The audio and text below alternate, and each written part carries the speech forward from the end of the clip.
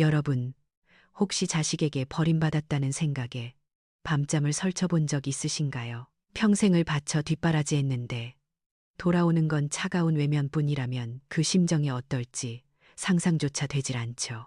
제가 들려드릴 이야기는 바로 그런 아픔을 딛고 일어선 한 어머니의 이야기인데요.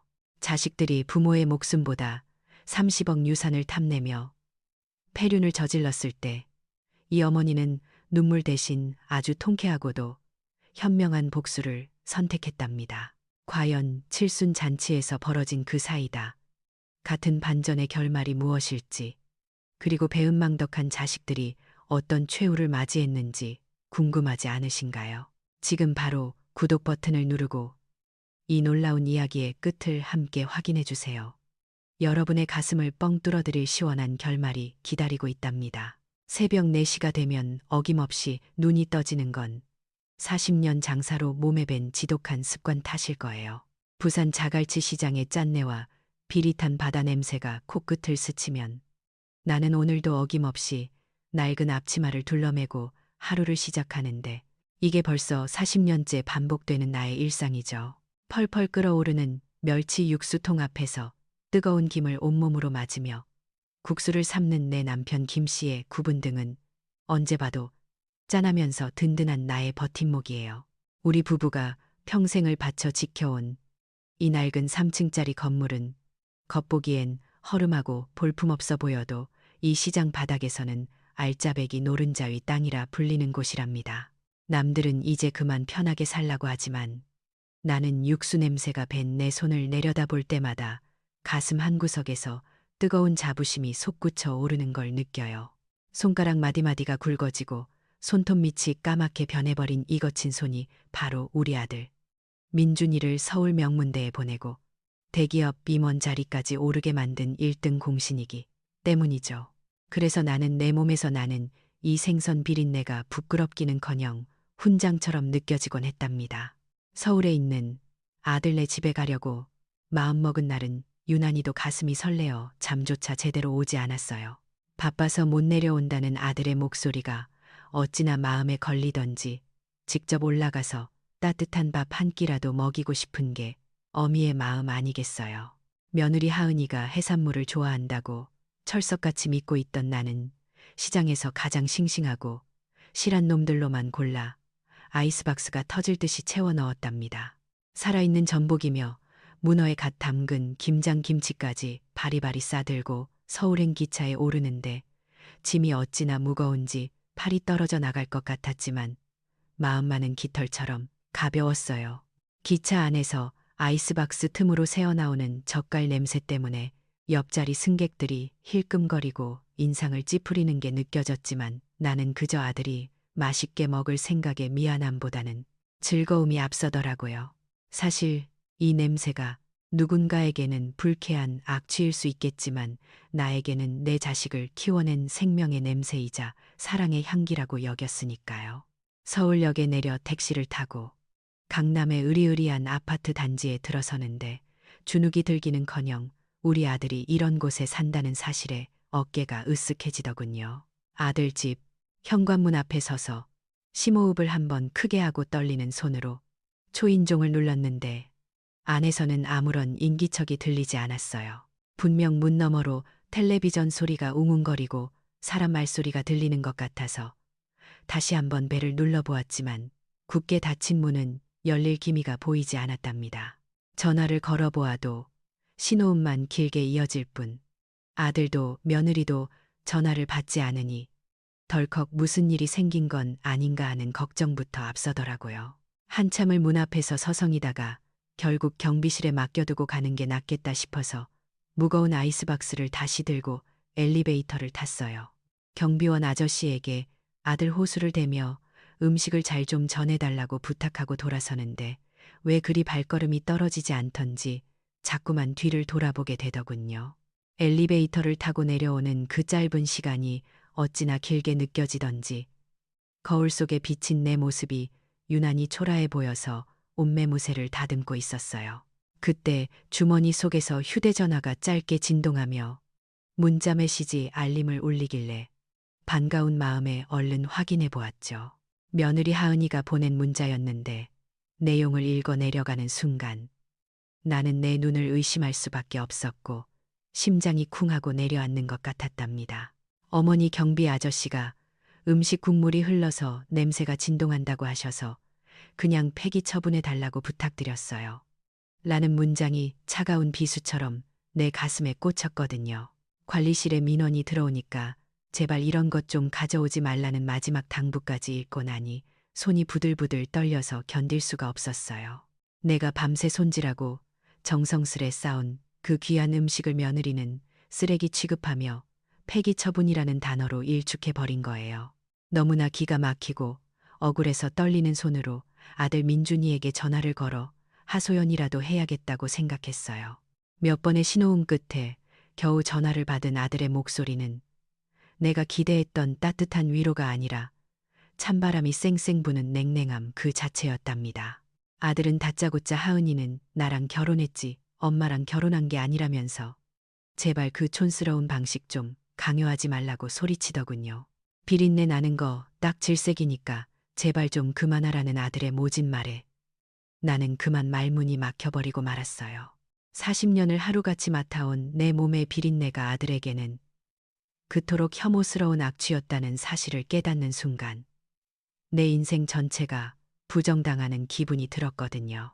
내가 자부심으로 여겼던 그 훈장이 자식에게는 지우고 싶은 수치였다는 걸 알게 된 지금 엘리베이터 바닥이 꺼지는 것 같은 절망감을 느끼며 주저앉고 싶었어요.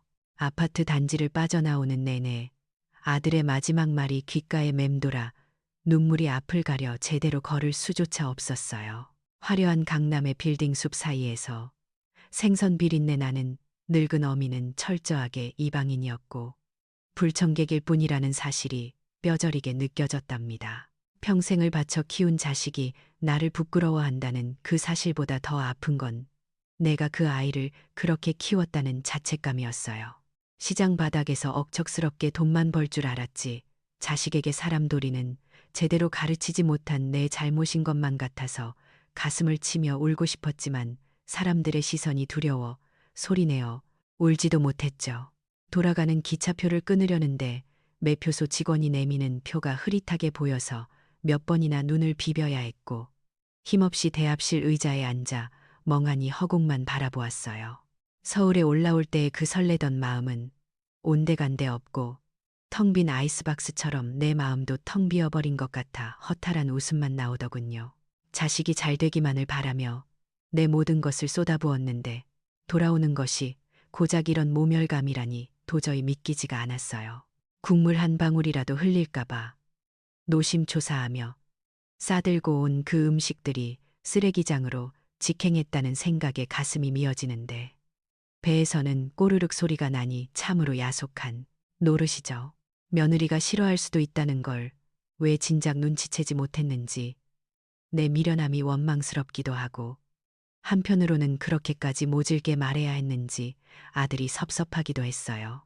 하지만 무엇보다 견디기 힘든 건 이제 다시는 아들 집에 마음 편히 갈 수 없을 것 같다는 예감과 우리 사이가 예전으로 돌아갈 수 없을 거라는 서글픈 확신이었답니다. 기차, 차창 밖으로 스쳐 지나가는 풍경들은 어둠 속에 잠겨 아무것도 보이지 않는데 내 앞날도 캄캄하기만 한 것 같아 긴 한숨이 절로 나왔어요. 부산에 도착하면 남편에게 뭐라고 말해야 할지, 며느리가 음식을 너무 좋아해서 다 주고 왔다고 거짓말을 해야 할지 벌써부터 눈앞이 캄캄해지더군요. 비린내 나는 돈으로 공부시켜 놓으니 비린내 난다고 부모를 밀어내는 자식을 보며 내가 과연 잘 살아온 것인지에 대한 회의감이 밀려와 걷잡을 수 없었어요. 손에 쥐고 있는 휴대전화 액정 위로 며느리의 문자가 여전히 선명하게 떠 있는데 그 글자 하나하나가 못이 되어 내 가슴을 후벼 파는 것만 같았어요. 그렇게 나는 서울에서의 짧고도 잔인했던 기억을 안고 도망치듯 다시 내 삶의 터전인 자갈치 시장으로 향하고 있었답니다. 내 몸의 베니 냄새가 누군가에게는 삶의 치열한 증거이지만 누군가에게는 견딜 수 없는 악취가 될 수 있다는 그 서글픈 진실을 곱씹으면서 말이죠. 서울에서 쫓겨나듯 도망쳐 부산으로 돌아온 그날 밤부터 나는 며칠을 꼬박 알아누웠는데 그건 단순한 몸살이 아니라 자식에게 부정당한 어미의 가슴에 든 멍자국 같은 마음의 병 탓이었을 거예요. 창밖에는 태풍이라도 올라오는지 거센 비바람이 몰아치며 낡은 창틀을 덜컹거리게 만들었고 그 소리가 마치 내 속이 무너져 내리는 소리 같아서 잠 한숨 제대로 잘 수가 없었답니다. 묵묵히 곁을 지키던 남편 김 씨는 서울에서 무슨 일이 있었냐고 꼬치꼬치 캐묻는 대신 그저 투박한 손으로 식은땀 흘리는 내 이마를 짚어주며 흰죽을 쑤어다 나르기만 했어요. 평생을 나 하나만 바라보고 살아온 사람인데 서울에서 겪은 그 치욕스러운 일들을 차마 내 입으로 전할 수가 없어서 나는 그저 속이 체한 것 같다고 둘러대며 돌아누워 눈물만 삼키곤 했죠. 그날 밤은 유난히도 천둥번개가 요란하게 치던 밤이었는데 물 한 잔 가져오겠다며 주방으로 나갔던 남편이 한참이 지나도 돌아오지 않아 이상한 생각이 들기 시작했어요. 불길한 예감에 무거운 몸을 일으켜 거실로 나가보니 쟁반에 담긴 물잔은 산산조각이 나 있고 남편이 가슴을 부여잡은 채 바닥에 쓰러져 있는 게 아니겠어요. 너무나 놀라 비명을 지르며 달려가 보니 남편의 입가에는 하얀 거품이 물려 있었고 몸은 사시나무 떨듯이 격렬하게 경련을 일으키고 있었는데 그 모습이 너무나 끔찍해서 지금도 눈앞에 선하답니다. 급성 심근경색이라는 무서운 병마가 하필이면 내가 알아누워 남편을 제대로 돌보지 못한 이 타이밍에 덮쳐왔다는 사실에 가슴이 찢어지는 것만 같았죠. 패닉 상태에 빠져 손이 덜덜 떨렸지만 어떻게든 남편을 살려야 한다는 생각 하나로 119에 신고를 하고 곧바로 휴대전화를 들어 아들 민준이의 번호를 눌렀어요. 7순이 넘은 노인이 감당하기에는 너무나 벅찬 공포였고 이 순간 내 머릿속에 떠오르는 사람은 오직 하나뿐인 피부치 우리 아들밖에 없었으니까요. 신호음이 길게 이어지는 그 찰나의 순간이 나에게는 영겁의 시간처럼 느껴졌고 제발 받아다오 속으로 수천 번을 빌고 또 빌었지만 야속하게도 전화는 뚜뚜 소리를 내며 끊겨버리고 말았답니다. 아들이 바빠서 못 받았을 거라고 애써 스스로를 위로하며 다시 걸어보았지만 이번에는 신호음이 몇 번 울리기도 전에 통화 거절 버튼을 누른 것처럼 매정하게 끊겨버리더군요. 요란한 사이렌 소리와 함께 구급대원들이 들이닥치고 남편을 들 것에 실어 구급차로 옮기는 그 아수라장 속에서도 나는 미친 사람처럼 휴대전화를 놓지 못했어요. 흔들리는 구급차 안에서 구급대원들이 남편의 가슴을 압박하며 심폐소생술을 하는 긴박한 상황을 지켜보면서 나는 며느리 하은이에게 전화를 걸기 시작했답니다. 아들이 안 되면 며느리라도 받아주겠지 하는 지푸라기라도 잡는 심정으로 5번이나 연거푸 전화를 걸었지만 수화기 너머에서는 그 어떤 응답도 들려오지 않았어요. 빗길을 뚫고 달리는 구급차의 덜컹거림보다 내 심장이 더 요동치고 있었고 이러다 정말 남편을 잃을지도 모른다는 공포감이 엄습해 숨조차 제대로 쉴 수가 없었죠. 그때 내 손에 쥐어진 휴대전화가 짧게 진동하길래 나는 혹시나 아이들에게서 온 전화일까 싶어 황급히 액정을 확인했어요. 하지만 화면에 뜬 것은 며느리 하은이가 보낸 짧은 문자 메시지 하나였는데 그 내용을 읽는 순간 나는 숨이 턱 막혀버리고 말았답니다. 어머니, 저희 지금 중요한 비즈니스 파티 중이라 전화 못 받아요. 급한 거 아니면 나중에 하세요.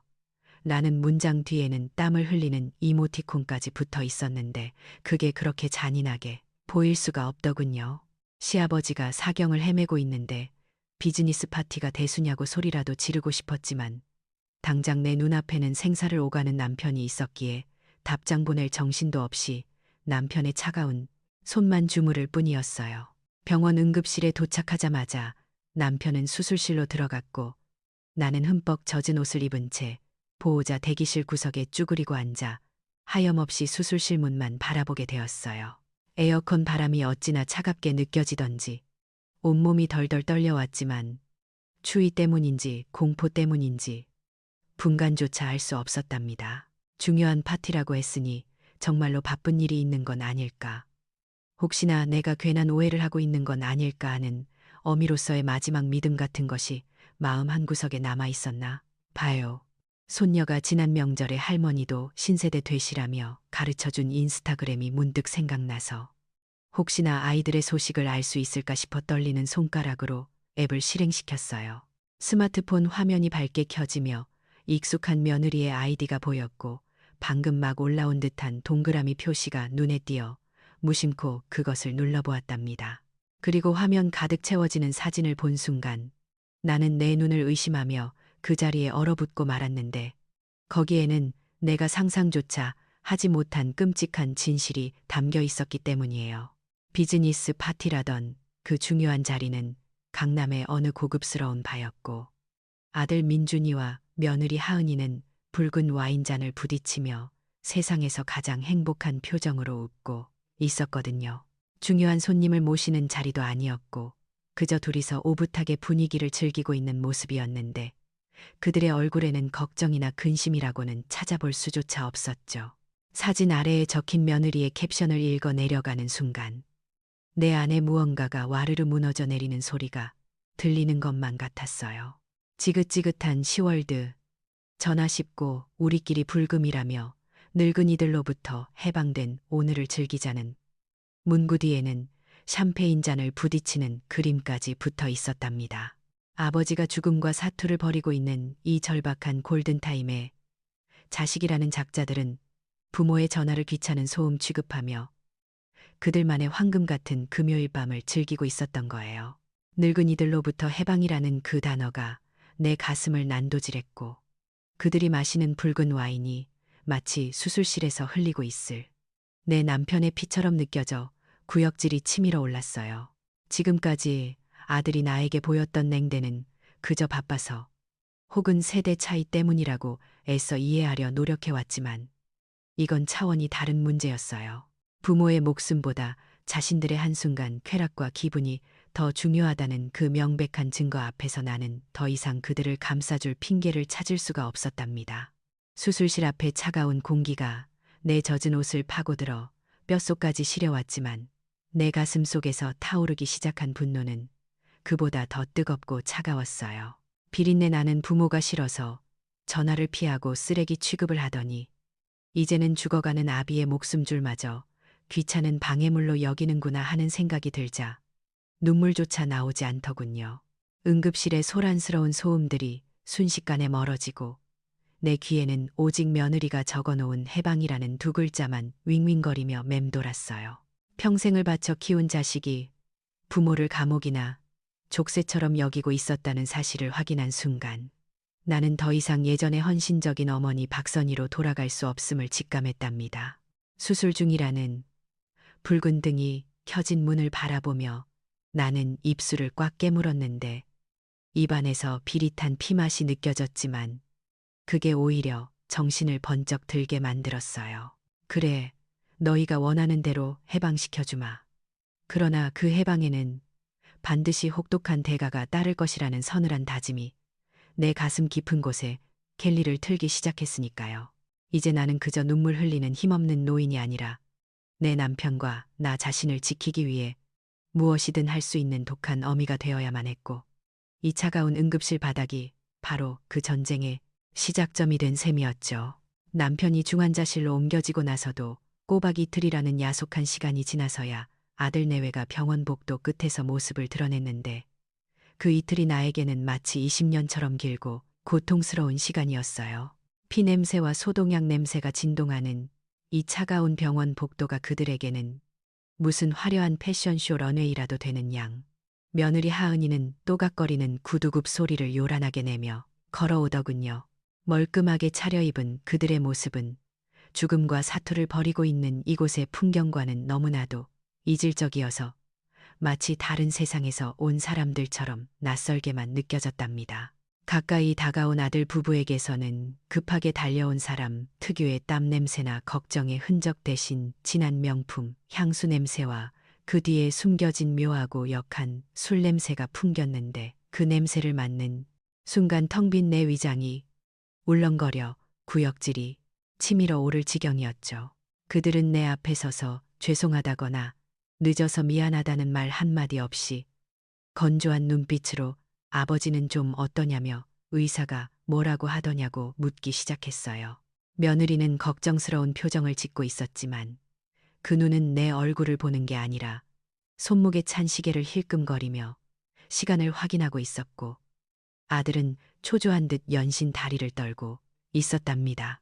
그들의 입에서 나오는 질문들은 아버지가 언제쯤 의식을 회복하고 건강해질 수 있느냐는 간절한 바람이 아니라 도대체 이 상황이 언제쯤 종료되어서 자신들이 자유로워질 수 있느냐는 지루한 확인 절차처럼 들렸거든요. 의식은 돌아온다더냐는 아들의 물음 속에 담긴 뉘앙스가 아버지가 살아나기를 바라는 마음인지 아니면 혹시라도 깨어나서 자신들을 귀찮게 할까봐 걱정하는 마음인지 헷갈릴 정도로 그 목소리에는 온기라고는 찾아볼 수가 없었어요. 면회 시간이 제한되어 있으니 잠시 대기실에 있으라고. 나는 타들어가는 속을 달래려 비상구 쪽으로 발걸음을 옮겼는데 차라리 그곳에 가지 말았어야 했나 봐요.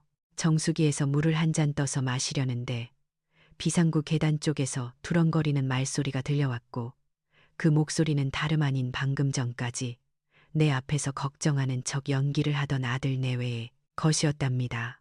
굳게 닫힌 철문 틈 사이로 새어나오는 그들의 대화 내용은 내가 상상했던 것보다 훨씬 더 끔찍하고 잔인해서 나는 물잔을 든 손을 부들부들 떨며 그 자리에 못 박힌 듯 서 있을 수밖에 없었어요.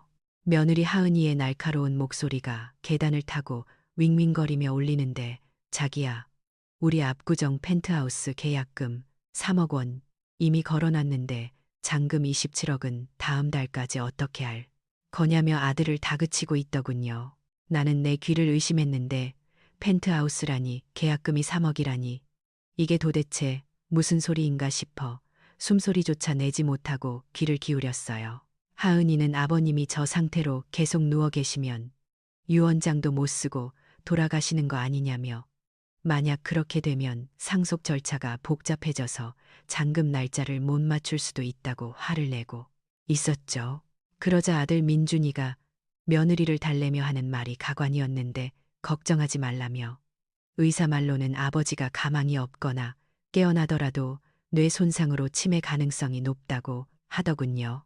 그러면서 아버지를 금치산자로 신청해서 법적 권한을 무력화시키고 엄마를 잘 구슬려서 부산 건물을 팔게 만들면 된다고 아주 태연하게 계획을 읊어대는데 그 목소리에는 일말의 죄책감도 없었어요. 민준이는 부산 자갈치 시장 건물이 낡았어도 땅값이 얼만데 금매로 내놓아도 30억은 좋게 나온다며 그 돈이면 펜트하우스 잔금 치르고도 남으니 걱정 붙들어 매라고 호언장담을 하더군요. 그 말을 듣는 순간 나는 망치로 뒤통수를 얻어맞은 듯 멍해졌는데 평생 비린내 난다고 코를 막으며 무시하던 그 건물이 그들에게는 그저 30억짜리 현금 뭉치로만 보였던 거예요. 더 충격적인 건 며느리의 대꾸였는데 빨리 돌아가시는 게 우리한테는 이득이라며 괜히 어설프게 살아서 병원비만 많이 나오면 골치 아프니 적당한 때 봐서 요양병원으로 옮기자고 제안하더군요. 엄마한테는 병원비가 너무 부담되니 시설 좋은 곳으로 모시는 게 낫다고 둘러대면 늙은이가 뭘 알겠냐며 콧방귀를 뀌는 그 목소리에 내 심장은 갈기갈기 찢어지는 것만 같았답니다. 나는 입을 틀어막고 바닥에 주저앉아 소리 없는 비명을 질렀는데 다리에 힘이 풀려 도저히 서 있을 수가 없었어요. 그들이 바라는 건 아버지의 쾌유가 아니라 아버지의 사망보험금과 내 명의로 된 부동산이었고 그들에게 부모란 그저 자신들의 호화로운 생활을 유지시켜줄 현금 인출기이자 빨리 사라져줘야 할 귀찮은 존재일 뿐이었던 거예요. 30억이라는 돈이 그들에게는 강남의 펜트하우스와 맞바꿀 수 있는 가치일지 몰라도 나에게는 40년 동안 뜨거운 육수통 앞에서 흘린 피땀이자 내 청춘을 다 바친 결과물인데 그걸 그들은 부모의 목숨값으로 계산하고 있었죠. 계단 너머에서 들려오는 그들의 웃음소리가 마치 악마의 속삭임처럼 들려서 나는 귀를 막고 도망치듯 그곳을 빠져나왔지만 이미 내 마음속의 어떤 세계는 완전히 붕괴되어 버린 후였답니다. 비틀거리는 걸음으로 다시 중환자실 앞으로 돌아왔을 때 내 눈에 보이는 세상은 조금 전과는 완전히 달라져 있었어요. 유리창 너머로 산소 호흡기를 쓴 채 가쁜 숨을 몰아쉬고 있는 남편의 모습이 눈에 들어오자 억누를 수 없는 슬픔과 분노가 동시에 치밀어 올랐죠. 면회 시간이 되어 간호사의 안내를 받아 들어간 병실 안에서 나는 남편의 거칠고 투박한 손을 잡고 하염없이 눈물을 쏟아냈는데 이 손으로 국수를 삶아 그 배은망덕한 자식들을 키워냈다는 사실이 너무나 원통하고 분했답니다. 그때였어요. 남편의 손가락이 미세하게 움직이는가 싶더니 굳게 닫혀있던 눈꺼풀이 파르르 떨리며 아주 희미하게 눈을 뜨는 기적 같은 순간이 찾아왔어요. 초점 없는 눈동자였지만 남편은 나를 알아보는 듯했고 산소 마스크 안에서 입술을 달싹거리며 무언가 말하려는 듯 애쓰는 모습에 나는 귀를 가까이 가져다 댔어요. 남편이 무슨 말을 하고 싶어 하는지 정확히 들리지는 않았지만 나는 그 눈빛만으로도 남편의 마음을 읽을 수 있었는데 그건 억울함이었고 자식들에 대한 실망감이었으며 나에 대한 미안함이었을 거예요. 나는 남편의 손을 더욱 꽉 쥐며 귓가에 대고 나지막하지만 단호한 목소리로 속삭였는데 여보 당신 다 들었지. 저것들은 자식이 아니라 짐승이라며 우리가 어떻게 모은 돈인데 저런 놈들 아가리에 넣어주겠냐고 말했죠. 내 이 피 같은 돈 10원 한 장도 저것들에게는 절대 못 준다며 당신 목숨값으로 저들이 호의호식하게 두지는 않겠다고 피를 토하듯 맹세했답니다.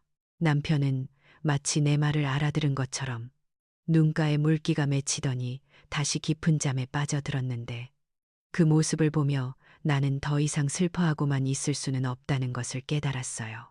화장실로 가서 거울 속에 비친 내 얼굴을 바라보았는데 며칠 새십 년은 늙어버린 듯 푸석하고 초라한 노인이 서 있었지만 그 눈빛만은 예전과 다르게 서늘하게 빛나고 있었죠. 눈물을 닦아내고 헝클어진 머리카락을 매만지며 나는 거울 속에 나에게 최면을 걸 듯 다짐했어요. 이제부터 나는 자식에게 헌신적인 어머니 박선희가 아니라 내 것을 지키기 위해 싸우는 건물주 박선희로 다시 태어나야 한다고 말이에요. 슬픔에 잠겨있던 눈빛이 도끼로 변해가는 걸 느끼며 나는 표정을 차갑게 굳히고 화장실 문을 열고 나갔는데 이제 곧 시작될 연극을 위해서였죠. 대기실로 돌아가자 아들 내외는 지루함을 참지 못하고 스마트폰을 들여다보고 있었는데 나를 보자마자 며느리가 쪼르르 달려와 아버님은 좀 어떠시냐며 가식적인 표정을 지어 보이더군요. 나는 속에서 치밀어 오르는 구역질을 꾹 누르고 세상에서 가장 힘없고 불쌍한 노인의 표정을 지으며 고개를 떨구었어요. 의사 선생님 말씀이 오늘 밤이 고비라고 하더라며 이제 나는 어쩌면 좋냐고 짐짓 약한 소리를 내뱉었더니 아들과 며느리가 찰나의 순간 서로 눈빛을 교환하며 안도하는 기색을 보이는 것을 나는 놓치지 않았답니다.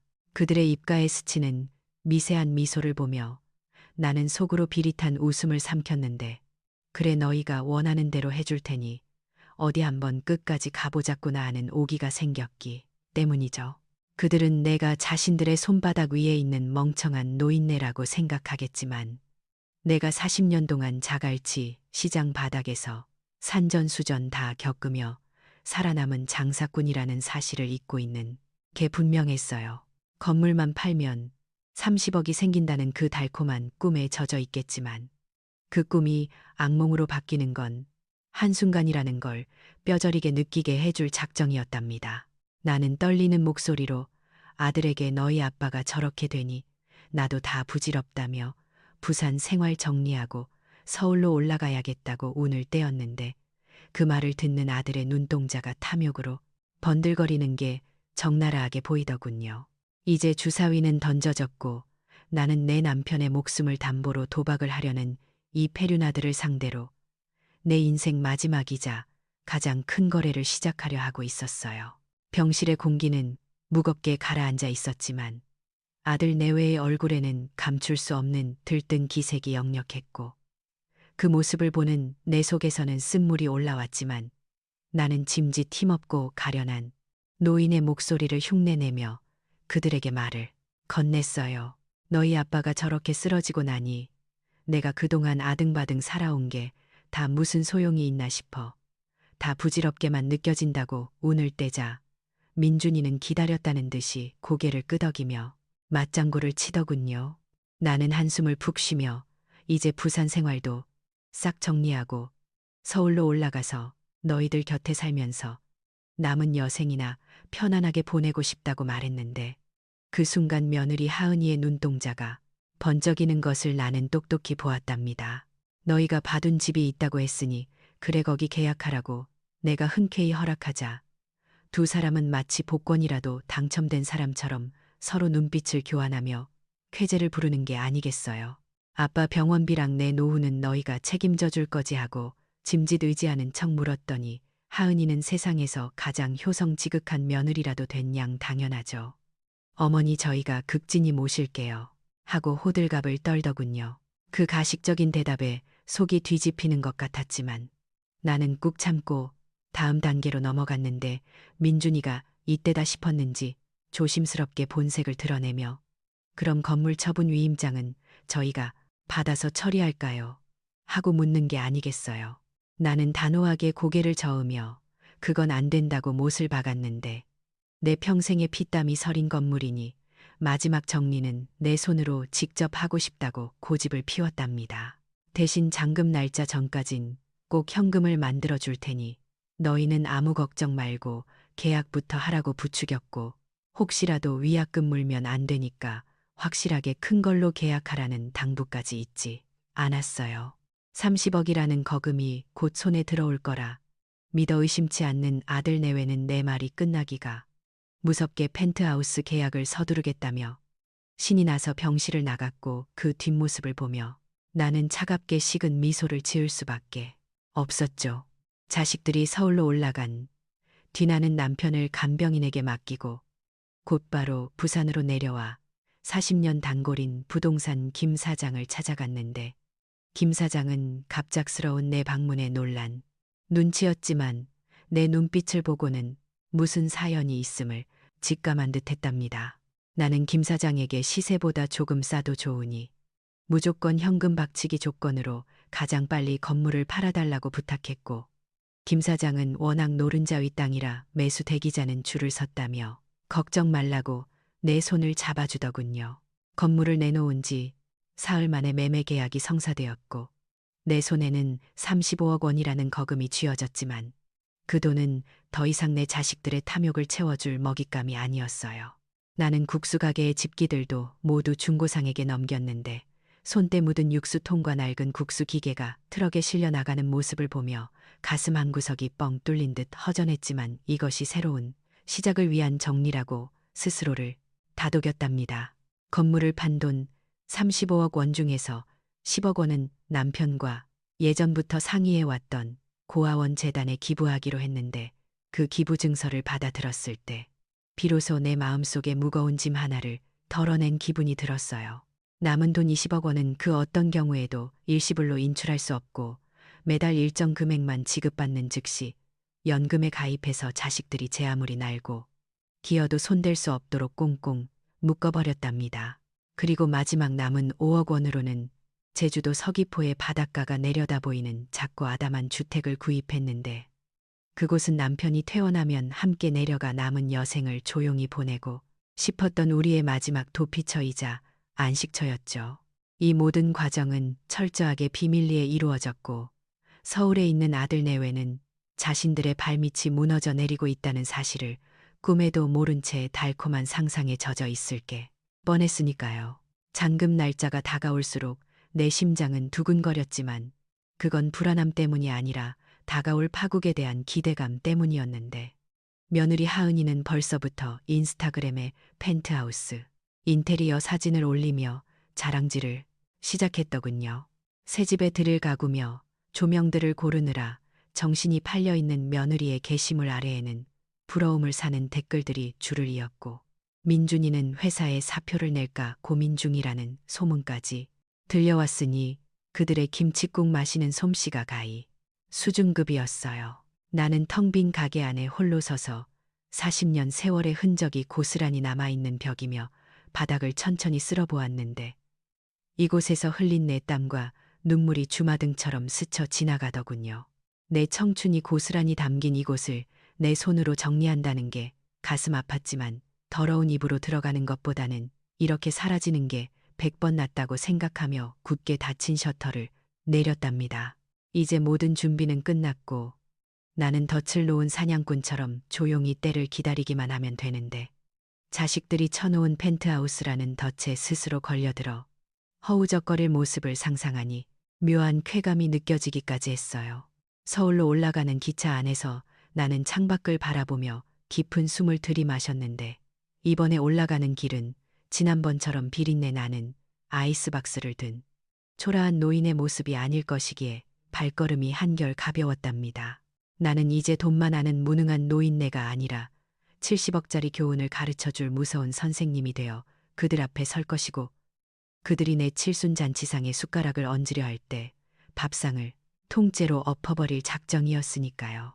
아들 내외가 나를 위해 준비했다는 그 화려한 칠순잔치가 그들에게는 지옥의 문을 여는 시작이 될 것이라는 사실을 그들은 까맣게 모르고 있겠지만 말이에요.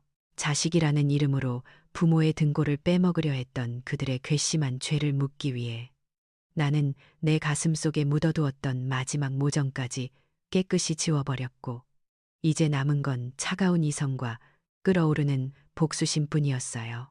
남편의 병원비조차 아까워하며 요양원으로 보내려 했던 그 패륜적인 말들이 내 귓가에 쟁쟁한데 내가 어찌 그들에게 자비를 베풀 수 있겠어요.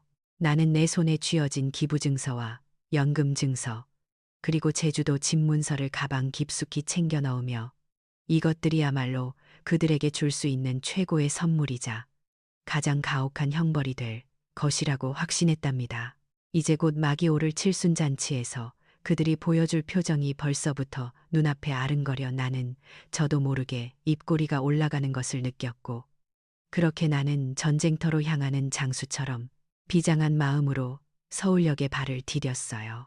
서울에서 가장 비싸다는 한정식 식당의 입구에 들어서자 화려한 샹들리에가 눈을 찔러오듯 반짝이고 있었고 은은하게 울려 퍼지는 가야금 소리는 고급스러운 분위기를 더해주고 있었는데 이 모든 것이 오늘 주인공인 내 남편의 칠순을 축하하기 위함인지 아니면 곧 손에 들어올 거금에 취한 자식들의 환희를 표현한 것인지 헷갈릴 정도였어요.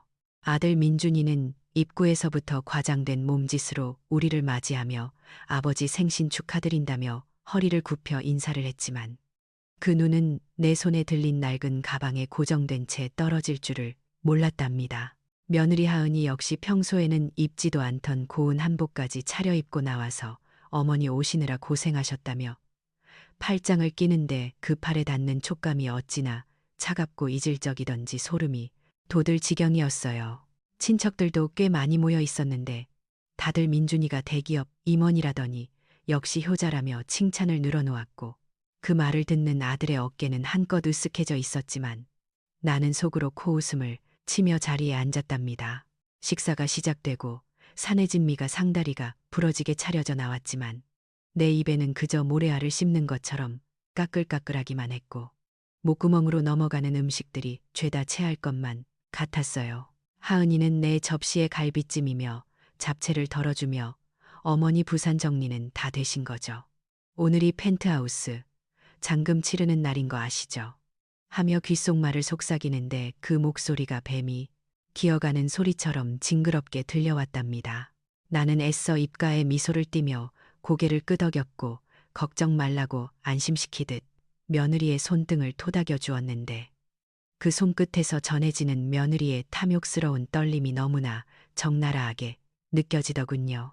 테이블 아래에서는 민준이와 하은이의 발이 쉴 새 없이 움직이며 초조함을 드러내고 있었고 서로 눈짓을 교환하며 빨리 돈 봉투를 내놓으라는 무언의 압박을 보내오고 있었지만 나는 짐짓 모른 척하며 천천히 국물만 떠먹었답니다.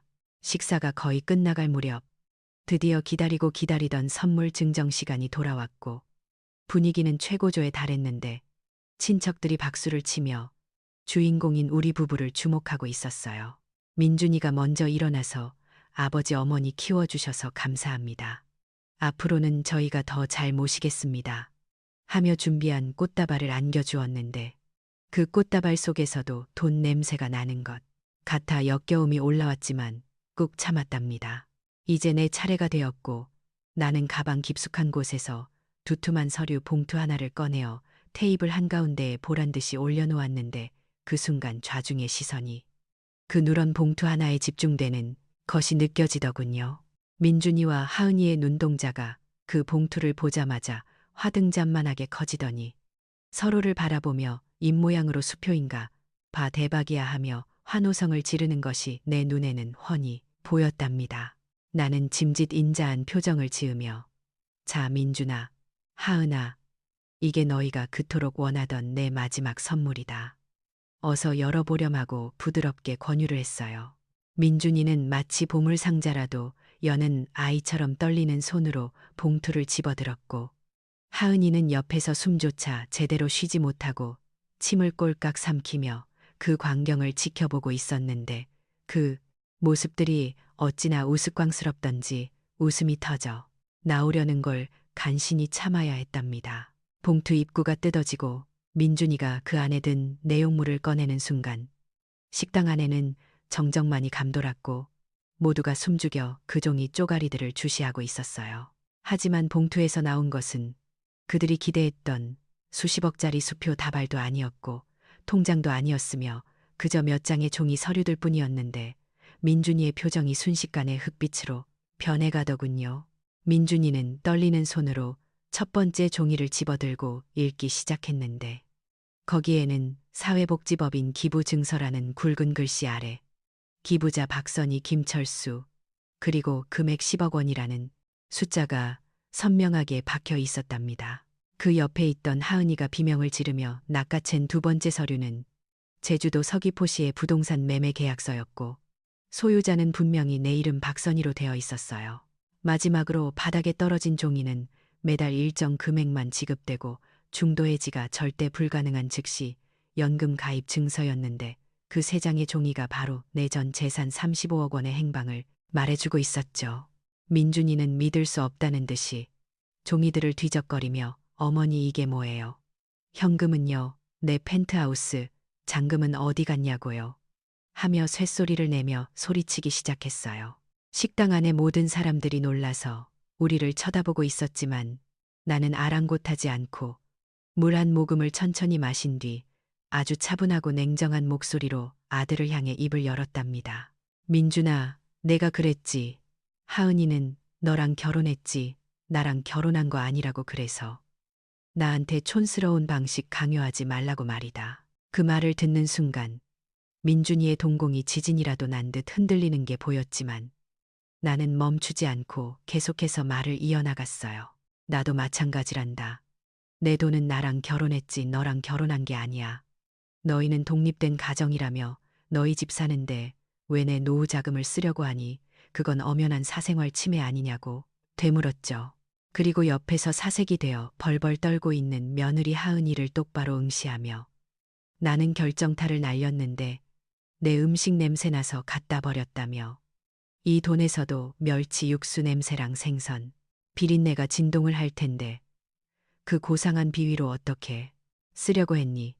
그래서 내가 냄새 안 나게 아주 좋은 곳에 기부하고 왔으니 이제 냄새 걱정은 안 해도 된다고 비꼬아 주었답니다. 내 말 한마디 한마디가 비수가 되어 그들의 가슴에 꽂히는 것이 눈에 보이는 듯했고 하은이는 다리에 힘이 풀려 의자에 주저앉으며 헛구역질을 하기 시작하더군요.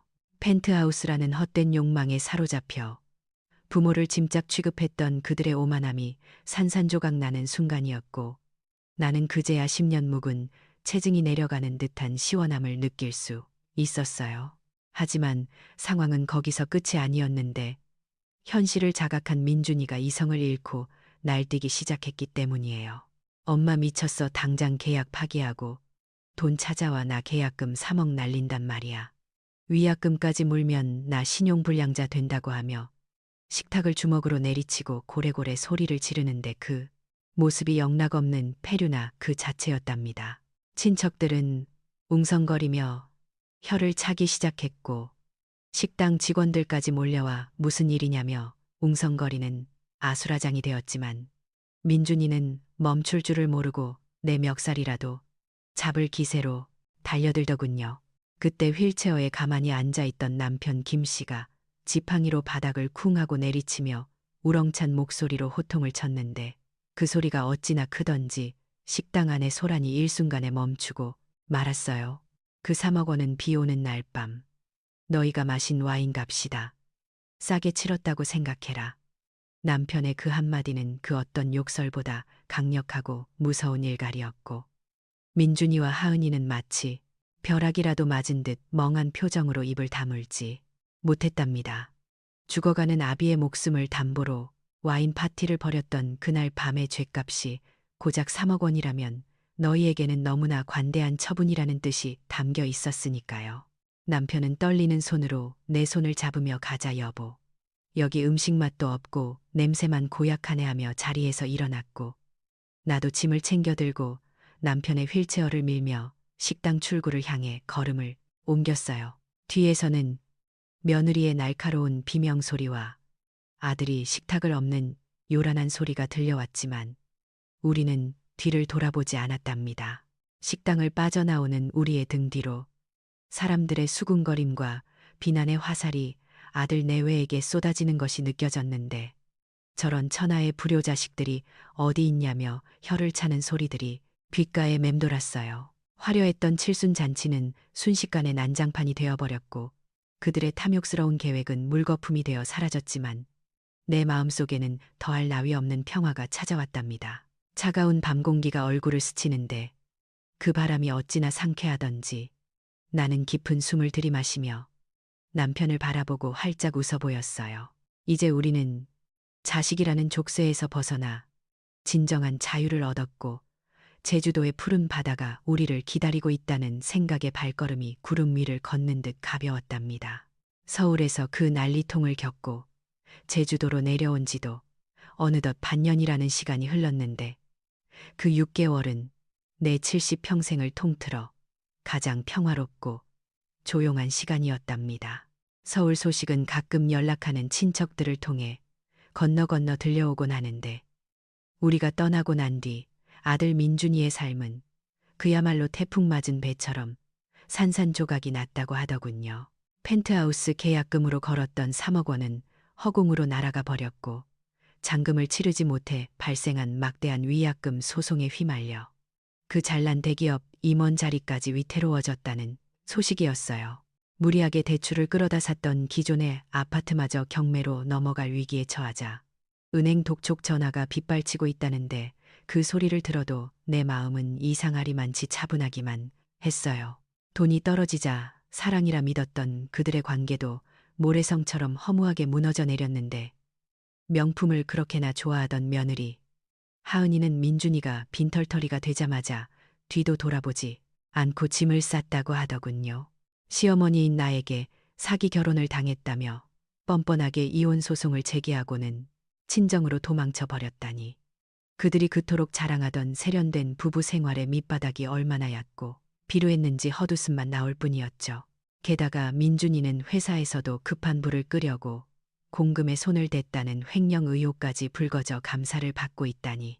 그야말로 사면초가에 빠진 꼴이 되고 말았는데 인과응보라는 말이 이토록 무섭고 정확하다는 걸 새삼 깨닫게 되었답니다. 반면에 여기 제주도 서귀포에서의 우리 부부의 삶은 서울에서의 악몽이 기억나지 않을 만큼 눈부시게 평화로워서 가끔은 이게 꿈인가 싶어 볼을 꼬집어 보기도 한답니다. 아침이면 바다 건너 불어오는 짭조름하면서도 상쾌한 바람이 잠을 깨우고 나는 더 이상 비린내, 나는 앞치마 대신 살에 닿는 감촉이 부드러운 리넨 옷을 입고 하루를 시작하죠. 서울의 매연과 스트레스 속에서 죽음의 문턱까지 갔었던 남편 김 씨의 얼굴에는 이제 검버섯 대신 혈색이 돌기 시작했고 지팡이 없이도 텃밭을 가꿀 수 있을 만큼 건강을 되찾았으니 이보다 더 큰 축복이 어디 있겠어요.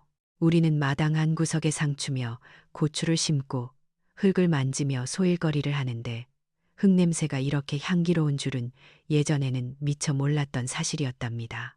이곳 이웃들은 서울의 차가운 아파트 사람들과는 달라서 우리가 텃밭에서 딴 채소를 조금만 나눠줘도 금세 갓 잡은 생선이며 감귤을 한 바구니씩 들고 찾아오곤 해요. 피를 나눈 자식은 부모의 재산을 탐내어 죽기만을 바랐는데 피 한 방울 섞이지 않은 남들이 오히려 우리를 더 살뜰히 챙기고 걱정해주니 가족이라는 게 도대체 무슨 의미가 있는 건지 씁쓸하면서도 한편으로는 위로를 받게 되더군요. 자식 걱정 없이 오로지 나 자신과 남편만을 위해 밥상을 차리고 차를 마시는 이 단순한 일상이 얼마나 소중하고 감사한지 40년을 희생만 하며 살아온 지난 날들이 야속하게 느껴질 정도였어요.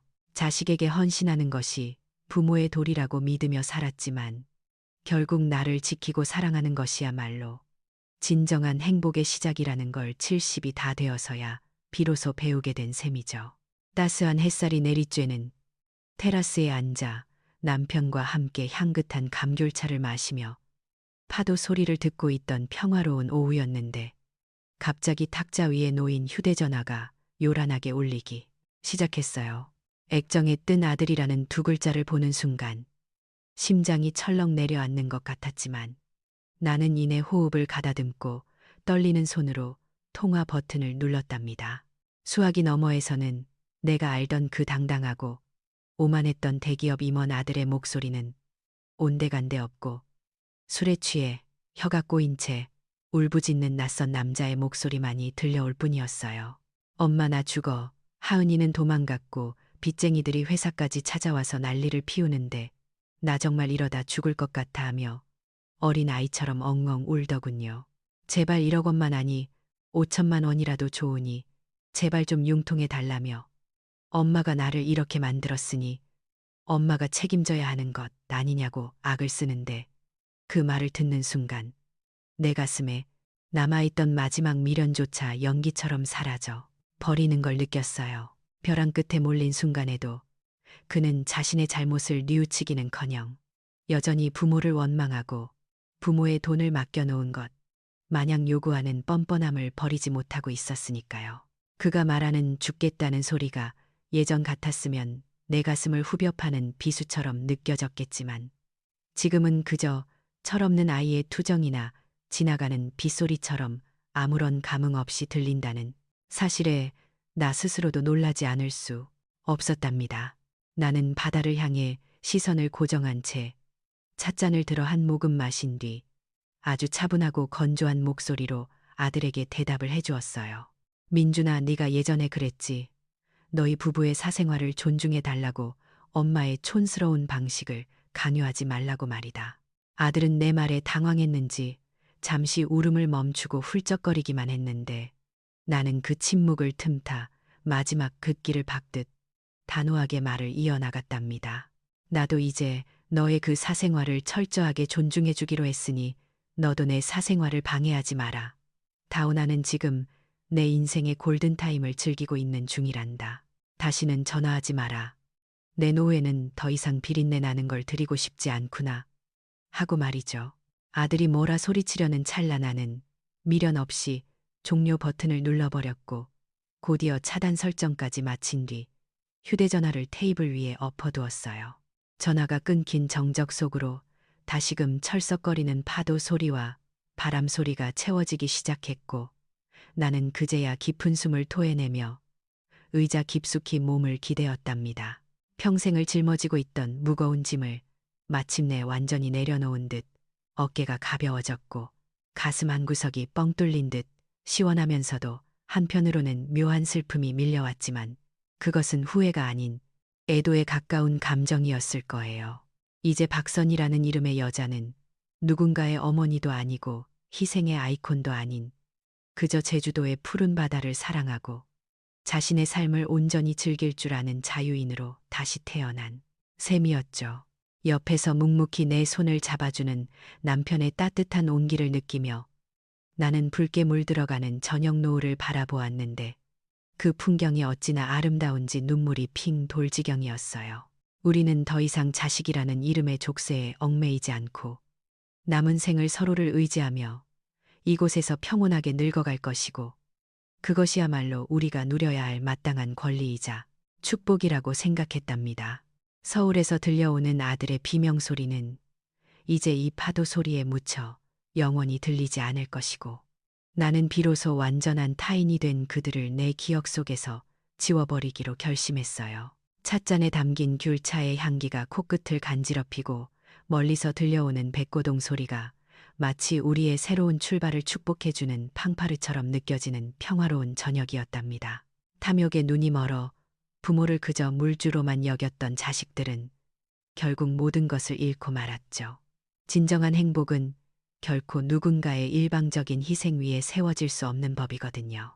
이제 부모님들도 자식이라는 무거운 짐을 내려놓고 스스로의 존엄과 노후를 지키며 온전한 나로 살아가는 용기가 필요한 때랍니다.